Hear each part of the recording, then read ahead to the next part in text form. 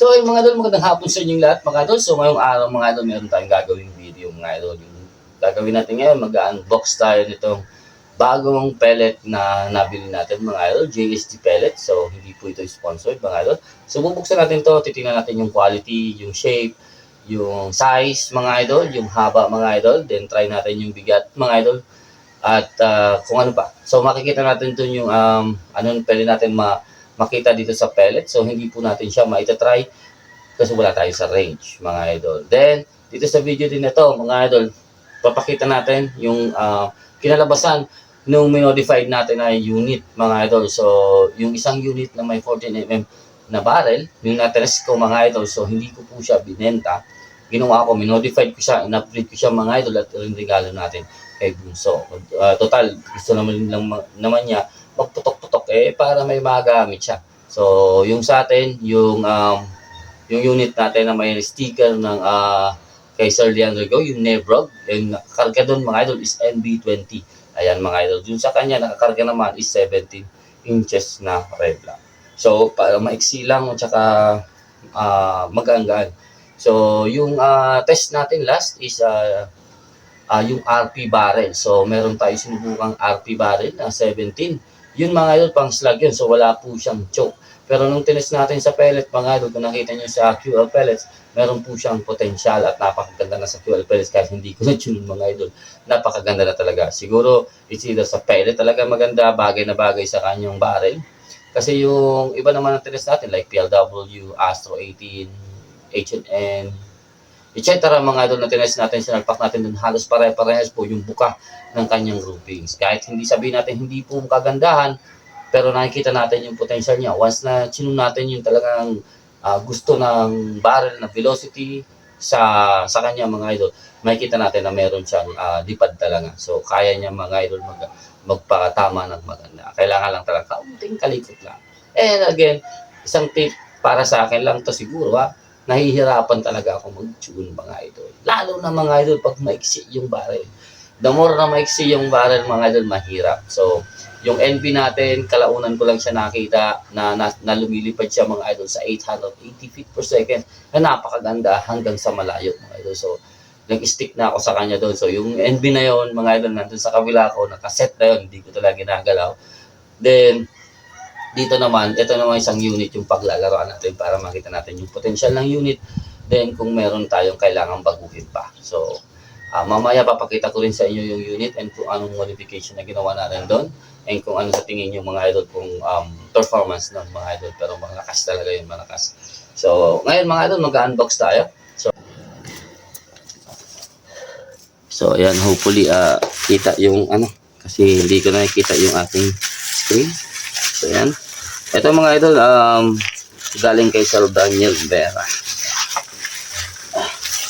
So yung mga packaging talaga nila ganito. Kahit kay Sir Joey, ayan, ganyan din. Styro.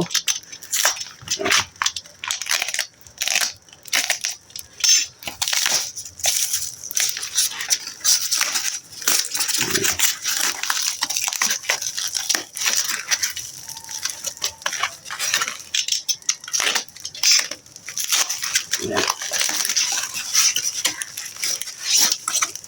So ayan. So sabi ni Sir Joey sa atin, paladalhan daw tayo ng ng mga samples niya. Nakalimutan lang nung umorder tayo mga idol. So okay lang yan. So eto. So buksan natin tong isa mga idol. So sa magiging winner nito, kung makikita mo tong bukas, pasensya na, ginawan ko lang ng video sir. So eto, itatabi na natin to, bali apat. Bali apat ito. So eto, ayun lang, natatanggal yung sticker niya.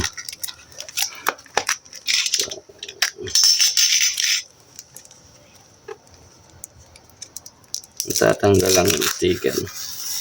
Ayun, natatanggal. So anyways,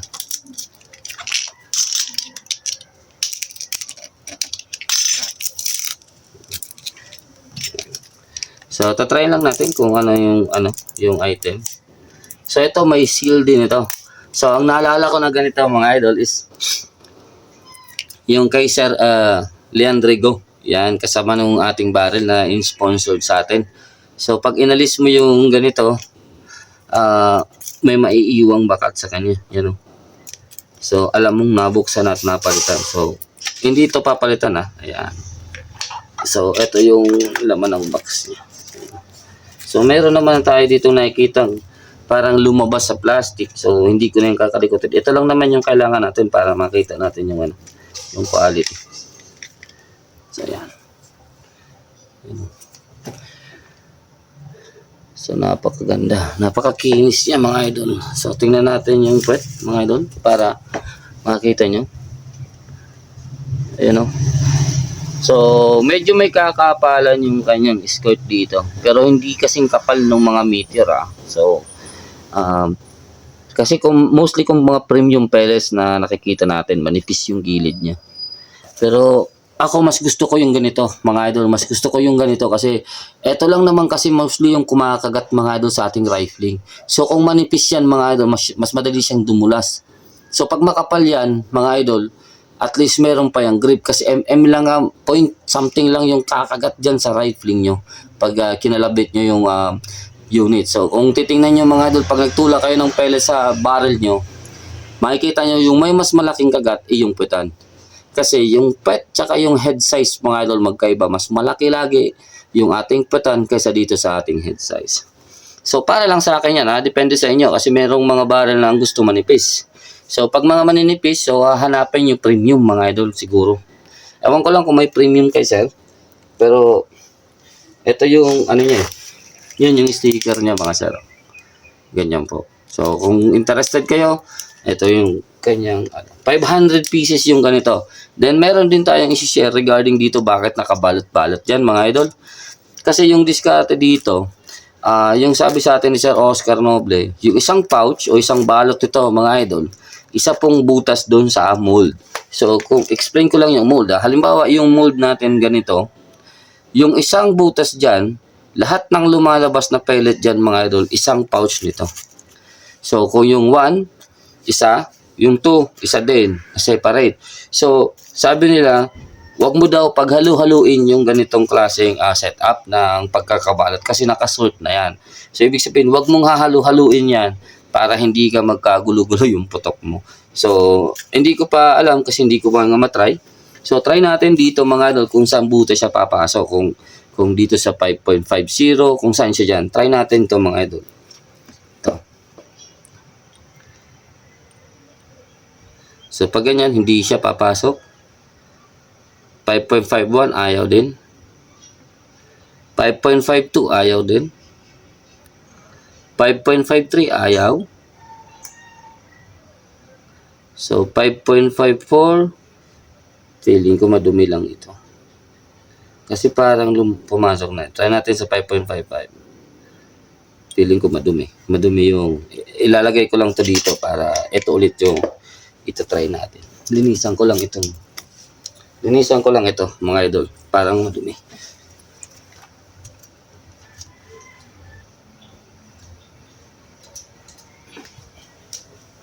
Ayan, balik tayo. So, ito. Balik tayo sa nako. Yan, dito. So, dito na tayo sa 5.52. So, ayaw pa rin. 5.53. Ayaw. 5.54. Ayaw. 5.55. Ayaw. Ayaw. Parang yung pellet yung... Okay, may ribaba tayo dito mga idol. So, kung napapansin nyo yan, dito, hindi ko kasi yan ma-zoom na. Yan, ulit lang, So, anyways, mga idol, hindi ko kasi ma-zoom. Meron tayong ribaba sa kanto. So, pag mga ganito, yan yung ililinis natin pa ng susort. Mga idol, yan yung inaalis natin. So, balik natin yan. Try tayo ng iba.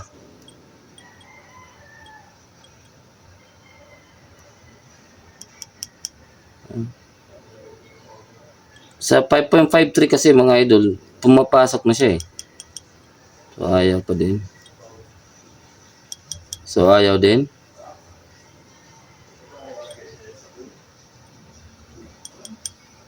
So, ayaw din. Ayaw. Ayun. Sa 5.58 shop, pumasok mga idol. Subukan natin to. Siguro isa pa. Dito sa 5.57. Ayun, may pumasok sa 5.57. Pumasok din sa 5.56. Pumasok sa 5.55. Wala. Ayaw nyo dito. So, meron tayong 5.55. Ayan. Sana nakikita sa ano. So, dito naman, isa pa. Ayan, ayaw nyo sa 5.55. Yun, sa 5.56 naman siya. So, meron tayong ibang head size. So, kailangan nga dito natin isort ito. So, kailangan natin mag-sort din. Lalo na sa head size nito. Pero kasi mga idol, meron kasi ako nakikitang ribaba. So, hopefully, paano to natin alisin mga idol? Yan o. Ayun, pumasok sa 5.56 ito. Ito, 5.56. Ito pa. Ito yung hindi pumasok. Ay, yun, pumasok. Siglit lang. Ay, hindi. Okay. Pumapasok sila mga idol sa 5.56. So, hindi ata ito sa ribaba. Dito ata sa dumi ng ano ko. Madumi siguro ito. Anyways, mga idol, majority tatlo. Isa pa. Tayo natin sa 5.56. Ayan o. Pasok siya sa 5.56 mga idol.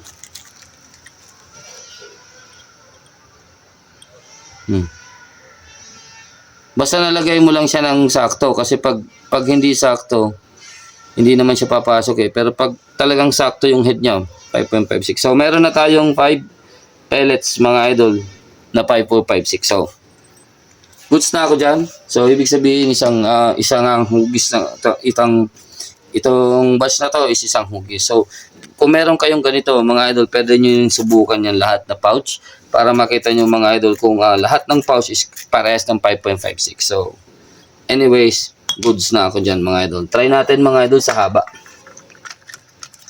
Yung haba naman mga idol ng ating GST pellet. So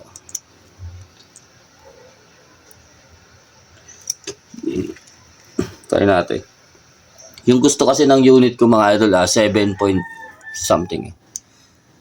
Yan 7.5. 7.5 ito, isa.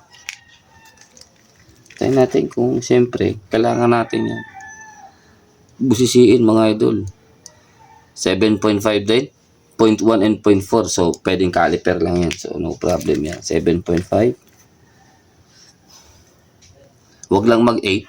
Yan, 7.54. Huwag lang yan mag-8 mga idol. Or kaya mag-under 7.5. 7.54.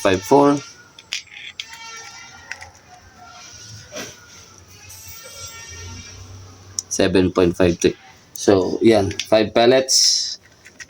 Tatlo yung 5.4 and dalawa yung 5.3. Ayun, may 5.52. Yan, may 5.52. So, anyways, yung 0 point na yan, mga idol, 0.1, 0.2, it's either caliper error yan o ano. Hindi ko na yan masyado iniintindi. Gawa ng possible kasing caliper error. Ayan, 5.54. So, ayan. Pasado sa atin dito sa test ng tawag dito ng size. So etong nalabas kong pellet, lagay natin dito mga bossing. Yan, tapos dito naman natin tirahin. Hopefully may battery pa ito. Ayun lang, wala.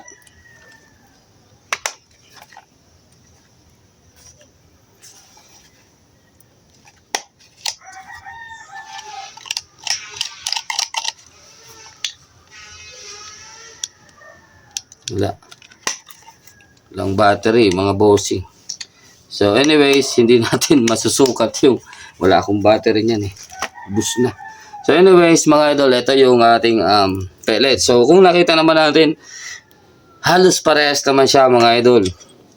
Dito, tsaka dito. So, isa lang ibig sabihin yan mga idol, kahit timbangin mo yan, pare-parehas din naman yan mga idol yung timbang yan. Kasi isa pang magkakaiba lang dyan mga idol, kung iba-iba yung head size, iba-iba yung haba niyan, siyempre, yung excess na yan mga idol, magkakaroon yun ng slight difference sa bigat. So, kung umaba ito ng kaunti, siyempre, bibigat din ito mga idol. Tapos, yung importante sa akin mga idol dito, actually, hindi po yung bigat na yung haba niya. Kasi gusto ko, yung iba kasi, syempre, yung haba niya mga idol, pag pinipress natin ito sa rifling ng chamber ng unit natin, yung ulo niyan mga idol, kung mahaba yan, kagat yan masyado dun sa ating rifling. So, magkakaiba yung apak nila o upo nila dun mga idol sa rifling. So, ibig sabihin, mag-iiba din po yung kanyang lipad. Kasi mag-iiba na yung ikot niya. So, ganun lang mga idol. Kung pare-pares naman siya yung haba, wala tayo diyang problema mga idol. Yan. So, ito po, JSD. JSD Precise Airgun Pellets mga idol by Sir Joey Guevara. Yun, thank you. Shoutout po sa inyo, sir. And sa winner natin dito, pagpasensyaan nyo na at binuksan ko na ito.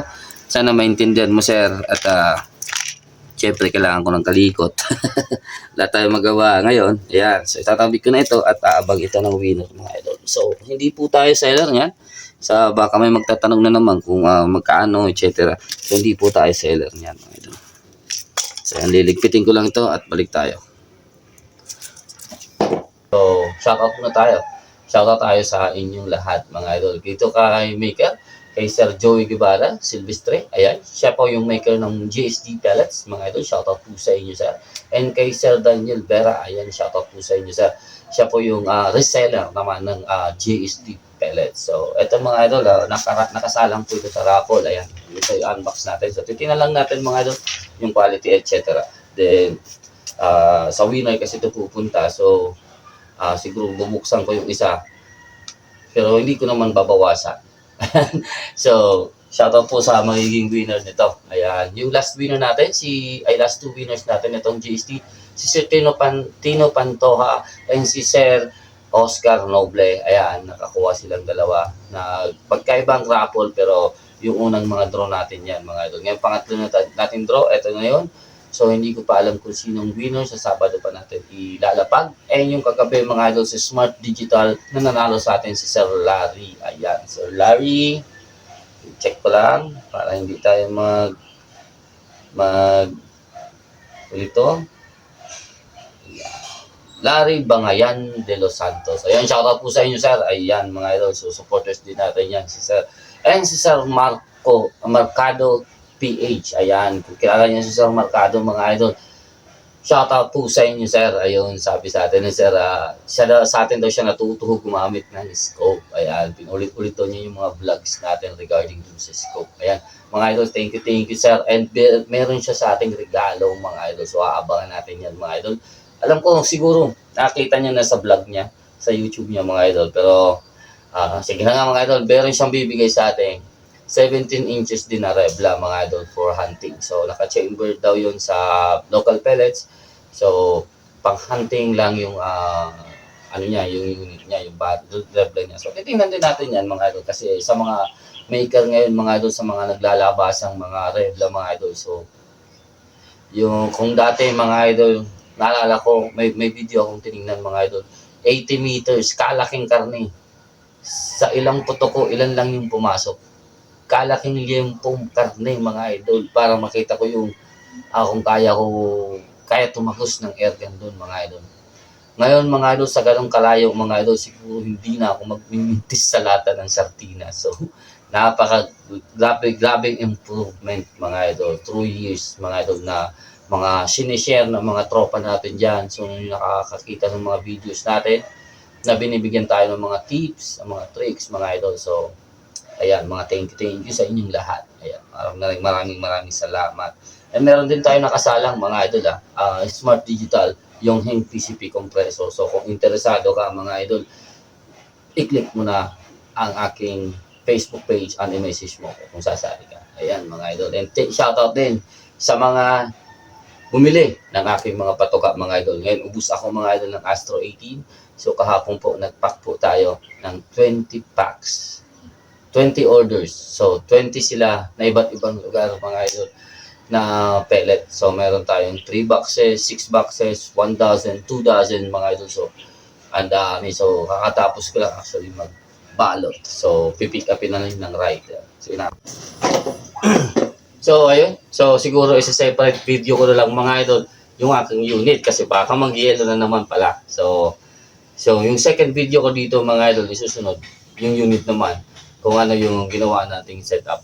So, ayun, maraming salamat po sa mga gusto po at interested po mag-purchase ng JST pellets mga idol. So, hindi po ito sponsor pero syempre ina-announce na lang natin ang mga local makers natin dyan. Yan. So, ito mga idol na JST, hindi ko pa po ito nasusubukan, hindi ko pa po nakakalabit. So, hopefully, magkaroon din ako ng sariling batch nito mga idol para matest natin mga idol sa range mga idol. So, ayan. Ito mga idol kasi nakasalang ito sa raffle so hindi natin ito mababawasan mga idol para masubukan sana natin na kahit papano mga idol sa papel. Ayan. So, ayan. Shoutout po sa inyo lahat. Thank you mga idol. And have a good day mga idol. So, kung nagustuhan nyo po yung video, pakihit naman ng like and subscribe mga idol para lumago po yung ating channel and meron pa po tayong maraming explanation or magandang video para sa inyo o yung sa alam lang ng knowledge natin o yung kaya ng utak natin mga idol. So, ayun mga idol, maraming salamat mga idol. Hanggang dito lang. Take care, God bless. Peace out mga idol.